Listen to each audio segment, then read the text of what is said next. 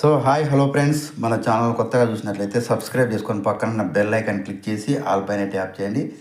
తెలంగాణ ప్రజలకు good news. 4 పథకాలు ఒకే రోజు ప్రారంభం. సీఎం రేవంత్ రెడ్డి సంచలన ప్రకటన.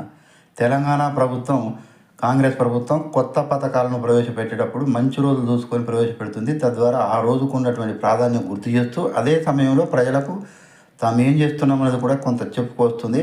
చేస్తున్నది చెప్పడం మంచిదే కదా, లేదంటే అసత్య ప్రచారాలు నిజం కూడా అని ప్రజలు నమ్మే ప్రమాదం ఉంది. కాబట్టి సరైన సమయంలో విషయాన్ని తీసుకువెళ్తుంది తెలంగాణ ప్రభుత్వం. అయితే వీడియోలోకి వెళ్ళిపోదాం. జనవరి 26న ప్రభుత్వం 4 పథకాలు ప్రారంభించబడుతుంది. అదొకటి రైతు భరోసా, రెండవది ఇందిరా మిల్లు ఆత్మీయ భరోసా, మూడవది రేషన్ కార్డులు, నాలుగవది ఇందిరా మిల్లు పథకం. ఫస్ట్ది రైతు భరోసా.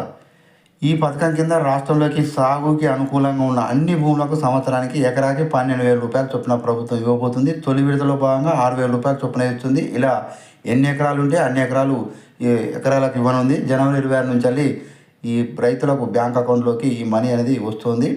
ఇక్కడ మనకు డౌట్ రావచ్చు, సాగు చేయని భూములకు కూడా ఎందుకు ఇవ్వాలనేది. దీనికి సంబంధించి సీఎం రేవంత్ రెడ్డి ఆన్సర్ కూడా ఇచ్చారు. ఏ కారణం వల్ల అయితే సాగు చేయలేకపోతే అయినా కూడా ఆ రైతును ఆదుకోవాలనే ఉద్దేశంతోనే సాగుకి అనుకూలమైన అన్ని భూములను కూడా ఇస్తున్నట్లు చెప్పారు. సీఎం చెప్పిన ఆన్సర్కి కొంత మంచిగానే ఉంది కాబట్టి దాన్ని మ్యాక్సిమం ఆమోదిస్తారు ప్రజలు. రెండవది ఇందిరా మిల్ల ఆత్మీయ భరోసా.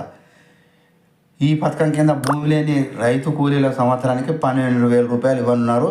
తొలి విడతగా జనవరి 26న 6,000 రూపాయలు చొప్పున ఇస్తారు. ఎవరు కూలీలు అనేది నిర్ణయించడానికి ఉపాధి హామీ పథకం కార్డులోకి లెక్కలోకి తీసుకున్నారు. ఆ కార్డు ఉన్న వారికి మనీ ఇస్తారు. డైరెక్ట్గా వారి బ్యాంక్ అకౌంట్లో మనీ జమ అవుతుంది. అయితే సంవత్సరంలో మాత్రం కనీసంగా 20 రోజులు మాత్రం ఉపాధి హామీ పనులు చేసి ఉండాలి. ఇక మూడవది కొత్త రేషన్ కార్డు. తెలంగాణ ప్రజలు దాదాపు 2 ఏళ్ళుగా కొత్త రేషన్ కార్డుల కోసం ఎదురు చూస్తున్నారు. జనవరి 26న ప్రభుత్వం కొత్త రేషన్ కార్డులు ఇవ్వబోతుంది. ఇప్పటికే రేషన్ కార్డులో మార్పులు దరఖాస్తులు స్వీకరించారు, మార్పులన్నీ కూడా చేశారు. అందువల్ల ప్రజలు ఉచితంగానే జనవరి 26 నుంచి కొత్త రేషన్ కార్డులు పొందనున్నారు. లబ్ధిదారులు ఎవరు అనేది గ్రామ సభలో చెప్తారు. అందువల్ల జనవరి 26 నుండి గ్రామాల్లో జరిగే గ్రామ సభలకు వెళ్తే చాలా విషయాలు కూడా తెలుస్తాయి. ఇక నాలుగవది ఇందిరా మిల్ల పథకం. ఈ ఇందిరా మిల్ల పథకం అనేది మరో పెద్ద పథకం. గత బీఆర్ఎస్ ప్రభుత్వం కొన్ని డబుల్ బెడ్రూమ్లు కూడా ఇచ్చింది, కానీ అవి అందరికీ అందలేదనే అభిప్రాయం కూడా ఉంది. చాలా వరకు నిర్మాణ దశలోనే ఉండిపోయాయి. కాంగ్రెస్ ప్రభుత్వం ఆ ఇళ్లను పూర్తి చేయనుంది. ఇప్పుడు ఇచ్చేయడానికి రెడీ అయి ఉంది. జనవరి 26 నుంచి ఇండ్ల పంపిణీ జరగనుంది. అర్హుల జాబితాను గ్రామ సభల్లో చెప్తారు.